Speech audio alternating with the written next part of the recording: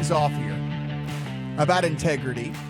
And let's kick things off here about, listen, at the end of the day, when the game changes, it does, in fact, then at that point change the integrity of the game, because there are people behind the scenes who may or may not know what is going on, as to where we are all kind of guessing as to what may or may not be going on. And this is in particular to Major League Baseball. Go ahead and put a flag in my question for later as to why you stopped on debut and went to debut, because this is another one of those little Matt language quirks that I need to know more about. Let's talk about Major League Baseball first, because this is really what stoked the idea for me.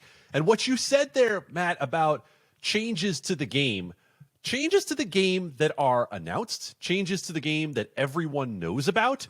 Let's say, and the NBA went to a new ball this year. We all know that the NBA went to a new ball this year, right?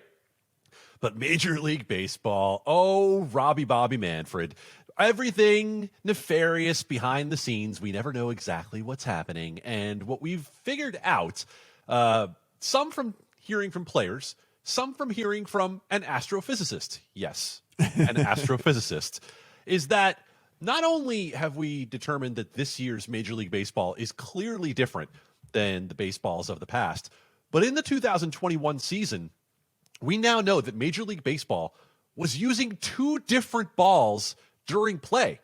And a pitcher could have a foul ball go out of play with one type of ball and have the other type of ball thrown back to him for the next pitch. Now, I'm going to defer to our resident pitcher, Mr. Matt Brown, to talk about the actual physical effects of that, since he knows better than I do. But here's what gets my my knickers in a bunch. How's that how we want to put it? Yes. Let's say knickers in a grinds bunch. Your gears. It's what grinds my gears.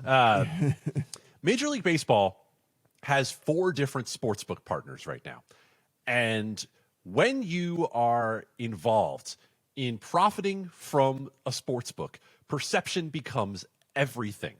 And the perception problem here is major for the game of baseball, in that baseball is manipulating how the game is played in a way that not even its own players know about.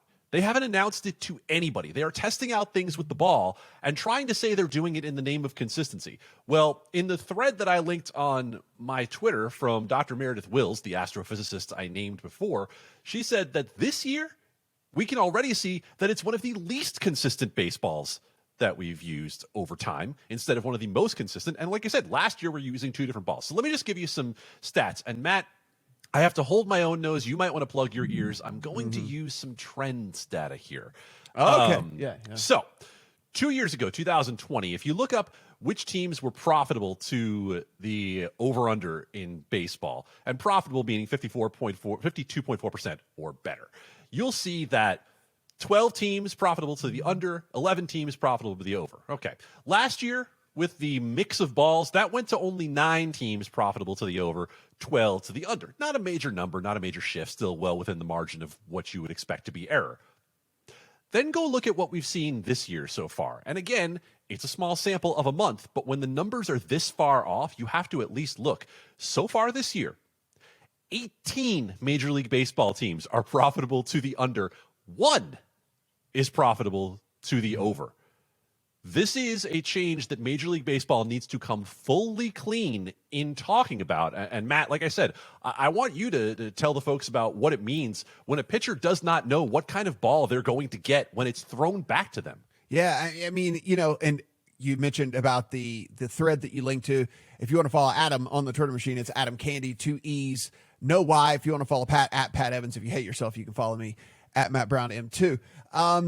The thing is with this, and you're hearing anecdotally from some of these pitchers that some of the balls have like extremely raised laces. Some balls they're getting, the laces are not near as raised and the actual leather is much more slick. So you're having these pitchers out there that are trying to say like, yeah, I mean, from start to start, I don't necessarily know how good a control I'm going to have, or where, if my slider is going to break as much or whatever and all this. So it is a massive, massive deal here. But, from a gambling perspective, Pat, I mean, Adam brought up the basketball thing. Well, listen, at the beginning of the NBA season, 3-point shooting was down because the players said they hated the ball and they were not used to the ball, and it took them a while to get used to the ball. Now, it increased over the course of the season because, again, you use something longer, you get used to it, and you start to shoot better. But at least we knew at the beginning of the season, NBA came out, they're using a new basketball this year. We all knew they were using a new basketball this year. We could easily point to, okay, this is why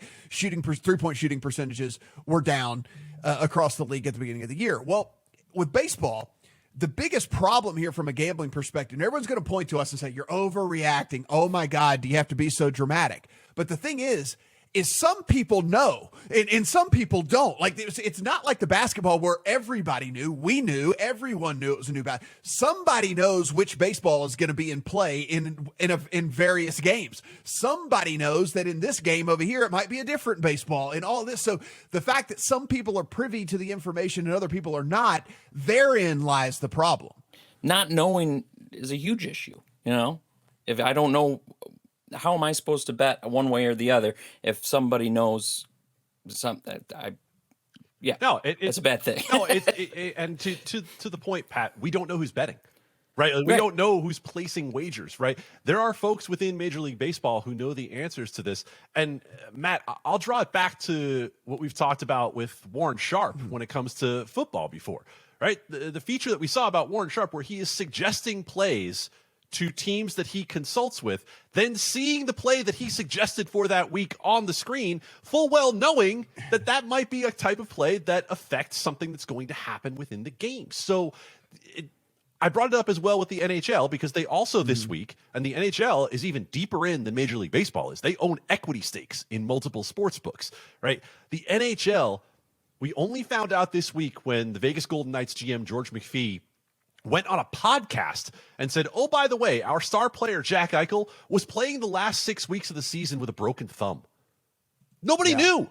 Nobody knew because the NHL systematically allows its teams to withhold information. Now, somebody in the Vegas Golden Knights ecosystem knows that. Players on other teams might know that. And the more you play telephone, tell a friend with where this information is going, eventually you're going to have a Calvin Ridley situation where the degrees of separation aren't far enough apart that you're going to cast the integrity of the game in a light that cannot be supported. The reason that I keep that I was saying this, Adam, about like, hey, look, people are going to look at us and say, oh my God, you're overreacting. And why are you being so dramatic about this and all this of that? It's more of the deal of like, let's just close this off before we have to worry about this actually being an issue, right? Like, do you and I know there's probably somebody out there who knows that baseball A is being used in Park B and someone knows that baseball X is being used in Park Y? And like, do we know that? Probably. Can we prove that they use that information to make bets? We can't do any of that. However, the longer this goes on and the longer that this is a process and the longer that more people know about this and don't know about this and this might be used here and this might not be used here. And oh, by the way, after the All-Star break, they're going back to the juice ball and all the different stuff like that. That information, it can only be held on to for so long before, like you said, a call gets made here, who then call gets made there and all that. And now we've opened up this box that we don't have to open up. Just like why are we doing this? It's also preventable. That's the thing. For anyone who wants to yell Chicken Little at us. This is easy. This isn't the hard stuff. The hard stuff is detecting a Calvin Ridley betting, which actually happened, right? I mean, through various systems actually happened. Something as simple as the company that is partnering with the sports books is manipulating the baseball without telling anybody about it, including its own players, but then someone inside probably knows what's going on. This is not hard. And I don't understand from the MLB perspective why all the cloak and dagger. It doesn't make any sense to me. It certainly doesn't, and it's so easy to prevent, like we're saying. And that's the thing that why I have been screaming about this for a few weeks now, and I know you have as well. It's just like, look, this is so easy. Say like, yeah, hey, guess what? We raised the seams on the baseball. It's not flying as far. P.S. You already know this anyway, but let us be transparent about it. Just be transparent about it. Don't make people literally have to go, by the way, balls that were hit at an exit velocity between 104 and 106 miles an hour with a launch angle between 32 and 36 degrees typically flies 401 feet. And this year it's flying 374 feet or whatever. Like, don't make us have to do that. No. And by the way, if you want to follow along with this, you want to see the actual anecdotal evidence of this, I'm going to suggest a Twitter account that I know, Matt, you probably already know about, MLB Barrel Alert.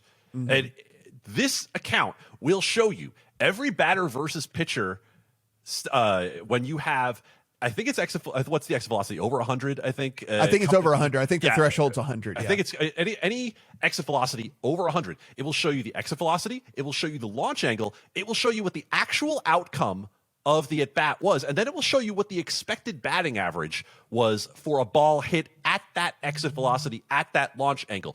Look how many this year have an XBA of like 850 or 900 that are going 400 feet and dying on the track in a situation where they usually would have gone a lot farther. Yeah, it's just like we know it's all happening. It's the lack of transparency that is really just so annoying. And like we said, it just leaves the door open for nefarious activities to happen that none of us want to happen. So just don't let it happen.